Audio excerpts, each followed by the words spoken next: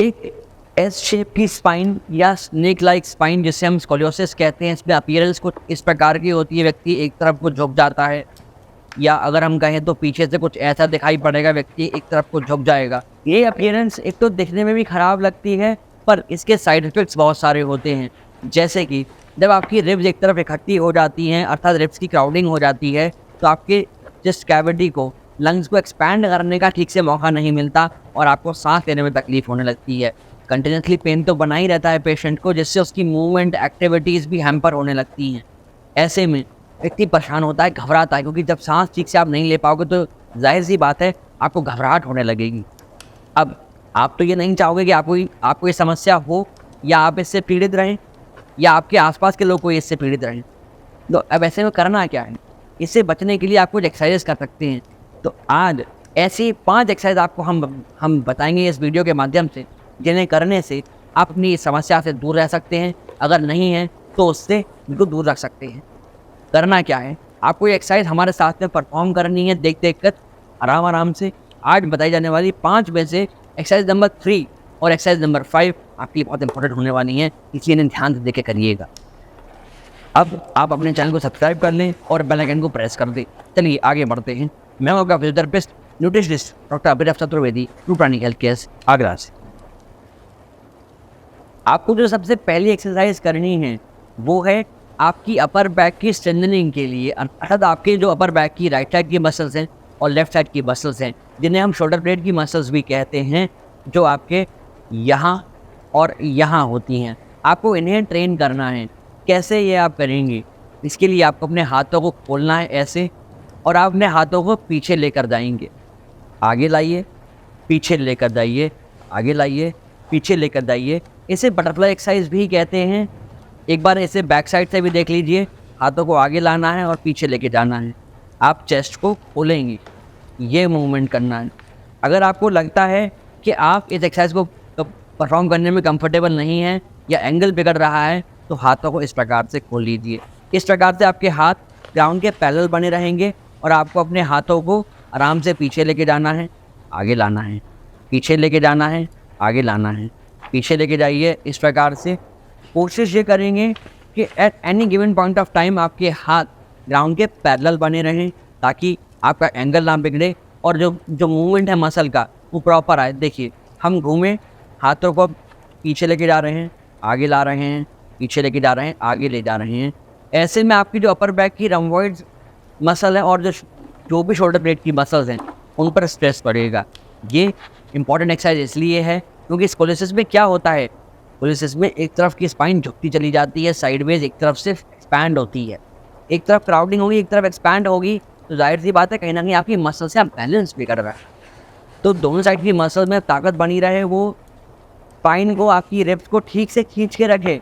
उसके लिए बहुत इंपॉर्टेंट है कि आपकी दोनों साइड की जो मसल्स हैं उनमें बैलेंस बना रहे, उनमें पावर बनी रहे बराबर। इम्बैलेंस होगा तो ये समस्या हो सकती है। क्यों होती है? एक वजह उसकी ये भी है, आप में से बहुत सारे लोग जब चेयर पे बैठते होंगे तो एक हाथ टिका लेते होंगे आर्म रेस्ट पर, या ऐसे टिका के बैठ जाते हैं। ये चीज़ बहुत गलत है। या सेलफोन यूज़ करते में आप एकदम झुक के बैठ जाते हैं और कंटिन्यूसली घंटों रील देखते रहते हैं। ये पोस्चर ना अपनाइए, इससे बच के रहिए। ये सबसे बड़ा रीज़न है किसी भी व्यक्ति को स्कोलियोसिस होने का। हमारी प्रैक्टिस में हमने बहुत देखा है कि कई स्कूल गोइंग, कॉलेज गोइंग बच्चे ये समस्या लेकर आए हैं, इसी वजह से कि उनके पेरेंट्स ने हमको, जब हमने हिस्ट्री ली तो हमको बताया कि डॉक्टर साहब ये एक तरफ ऐसे झुक के बैठे रहते थे। अभी इससे मालूम पड़ा कि कंटिन्यूसली भी ऐसे बैठने की वजह से मसल्स में इम्बैलेंस बढ़ता चला गया और पेशेंट को स्कोलियोसिस हो गई। तो आशा करते हैं आप तो कम से कम ये गलती नहीं करेंगे, इसलिए ध्यान रखें, गलती से बचिए, एक्सरसाइज परफॉर्म करिए। यहाँ तक वीडियो समझ आया तो लाइक करिए। चलिए अब आगे बढ़ते हैं आपकी एक्सरसाइज नंबर 2 की तरफ। इसमें आपको करना क्या है? आपको अपने बॉडी को बेंड करना है। दोनों हाथों का लॉक बनाइए, कान के बगल से पीछे लेकर जाइए, यहाँ पर रखिए। दोनों पैर अपने कंधों के बराबर खोल लीजिए। अब साइड टू साइड बेंड करना है, मगर एक बात का विशेष ख्याल रखना है कि आप ना तो ऐसे झुकेंगे ना ऐसे झुकेंगे। आपको झुकना है अपनी बॉडी के प्लेन में, सही एक्सेस में।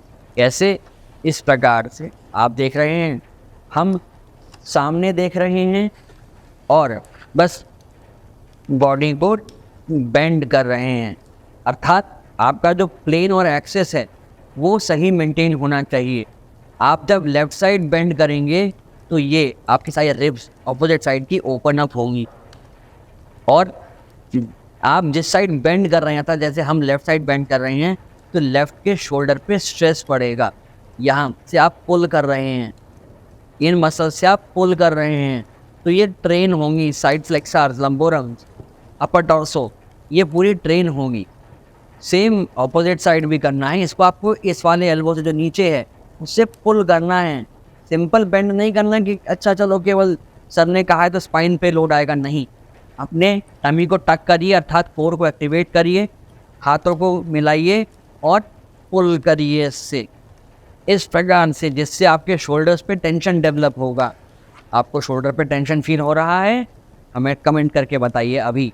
स्कोलियोसिस की एक वजह और होती है जो हमने पाई है, खासकर बच्चों में। आजकल बच्चे बहुत भारी बैग लेके चलते हैं, या बड़े अडल्ट्स के साथ भी ये चीज़ हो रही है। वो एक भारी बैग लेके चलते हैं, वो बैग कैरी करते हैं कैसे, एक हाथ में झुकते चले जा रहे हैं, वजन बढ़ गया, बैग भारी है, किताबों का बोझ बढ़ गया, और झुकते चले जा रहे हैं। इस वजह से फिर उसे खींच रहे हैं, दबाव पड़ रहा है और झुकते चले जा रहे हैं एक तरफ को।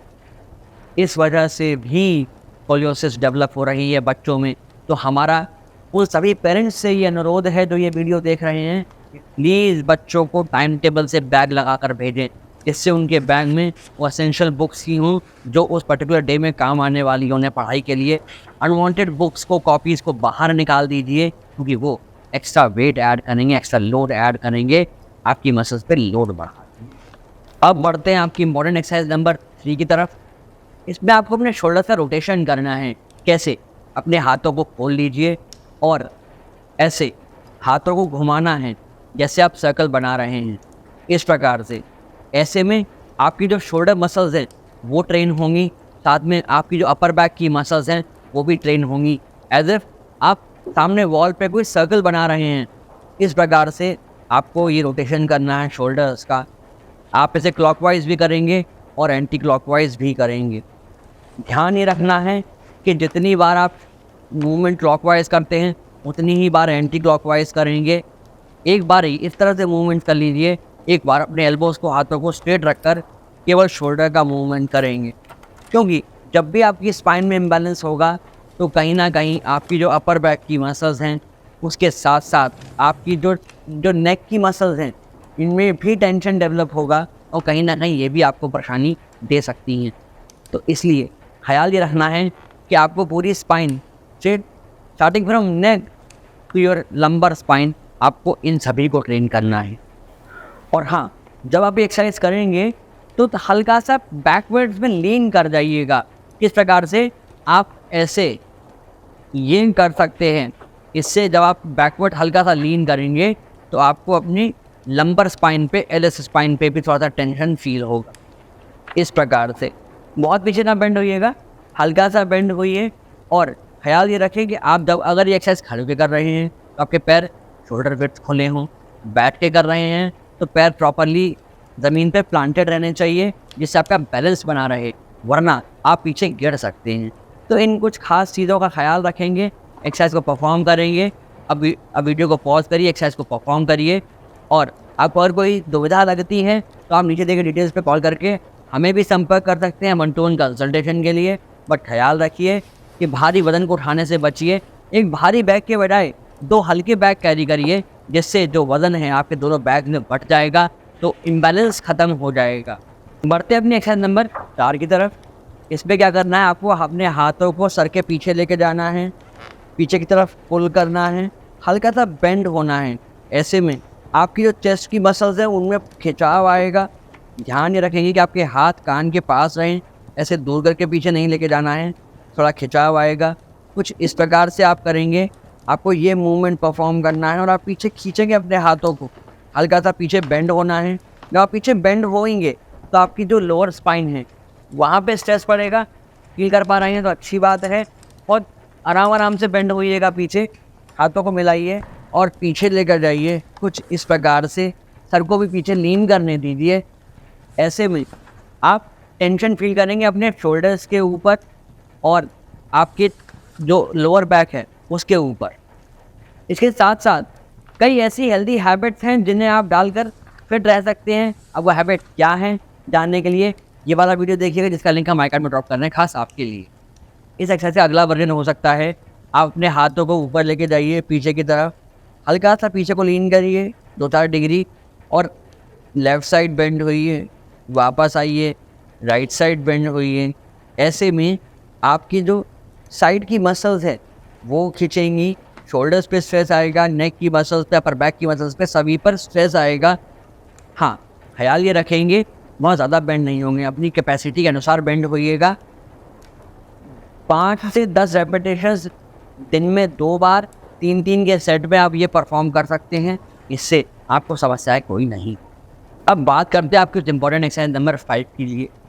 आपको इसके लिए क्या करना है, आपको इसमें करना ये है, दोनों हाथों को यहाँ पर रखिए और धीमे से रोटेट करिए राइट साइड, वापस आइए, रोटेट करिए लेफ़्ट साइड, वापस आ जाइए। ये मूवमेंट आपको परफॉर्म करने हैं 10-10 के सेट में 3-3 सुबह शाम में। इसके साथ साथ आपको शोल्डर्स को रोटेट करना है। सीधे खड़े हो जाएं आराम से, दोनों हाथों को मिला के रख ले साइड से और केवल शोल्डर्स का रोटेशन होगा इस प्रकार से। ये बहुत इंपॉर्टेंट एक्सरसाइज है, दिखने में जितनी आसान लग रही है करने में उतनी डिफ़िकल्ट और चैलेंजिंग है। क्योंकि कई बार लोग इसे करते हुए गलती क्या करते हैं, कोहनी मुड़ जाती हैं, हाथ ऊपर नीचे आ जाते हैं, केवल ठीक से रोटेशन नहीं हो पाता, लोग पूरे बेंड हो जाते हैं। कि कुछ नहीं करना होता, आपको सीधा खड़ा होना है, रोटेट करना है अपने शोल्डर्स को, वापस आना है।